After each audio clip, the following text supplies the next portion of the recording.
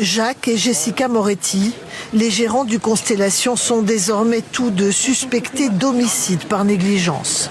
En début d'après-midi, accompagnés d'une délégation de policiers, la procureure générale a confirmé l'ouverture d'une instruction pénale à l'encontre des deux Français, l'équivalent suisse d'une mise en examen. Ça a été ouvert parce que nous avons des soupçons. Cette instruction pénale va permettre, en collaboration également avec toutes les parties qui sont concernées, de mettre en avant et d'explorer toutes les pistes.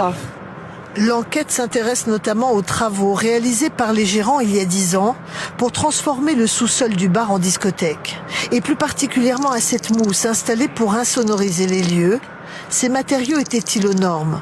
C'est une question que cet ancien serveur s'est posée lorsqu'il servait des bouteilles de champagne décorées de bougies festives.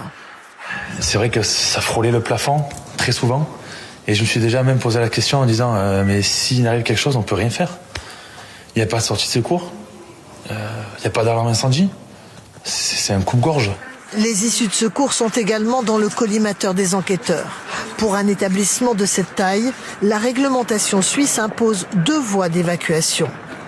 Or, plusieurs témoins affirment que cet escalier plutôt étroit était le seul passage qui a permis aux fêtards du Nouvel An de remonter jusqu'au rez-de-chaussée pour rejoindre l'extérieur. Cette jeune femme habituée du bar ne décolère pas. Je suis vraiment en colère. Je ne pouvais pas imaginer qu'un drame pareil arrive ici. Et ce n'est pas la... Ce genre de grève, en gros, c'est une fois tous les 25 à 30 ans. Ça va impacter fortement les patients, très fortement. On prévient, les chirurgiens préviennent depuis le mois d'août. Nous, on prévient depuis 2 mois et demi pour la médecine de ville. Faut-il s'attendre à une grève massive des médecins? C'est en tout cas ce qu'appellent les syndicats des médecins libéraux qui demandent la fermeture des cabinets du 5 au 15 janvier. On est en plein hiver. Est-ce qu'il n'y a pas un risque aussi pour la population? Les hôpitaux vont être débordés, c'est une évidence. Les gens vont avoir des difficultés à se soigner, c'est une évidence. Alors ça réquisitionne à tour de bras.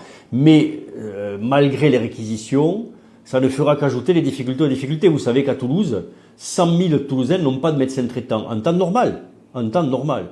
Donc c'est vous dire, si vous enlevez une grande partie des médecins, les problématiques qu'il va y avoir.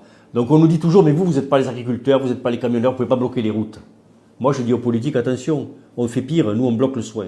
C'est bien pire. Les médecins dénoncent notamment l'instauration de plusieurs mesures prévues dans le budget de la sécurité sociale. On va nous obliger à subir ce qu'on appelle des mises sous objectifs. C'est-à-dire que le directeur de l'assurance maladie peut décider que tel ou tel médecin, parce qu'il sort de ses algorithmes, va être obligé de faire 20 à 30% de moins d'arrêt de travail. Ça veut dire que vous, patient, si vous allez voir votre médecin et que vous êtes dans la mauvaise partie des quotas, le médecin va vous dire, je suis désolé, j'ai atteint mon quota, je ne peux pas vous faire votre arrêt de travail. Vous allez lui dire, mais alors comment je fais, docteur? Ben, allez voir un autre médecin, mais il n'y en a pas. Ben, vous n'aurez pas l'arrêt de travail. Deuxième motif, facile à comprendre, le directeur de l'assurance maladie demain pourra décider tout seul, autoritairement, de moduler les tarifs des médecins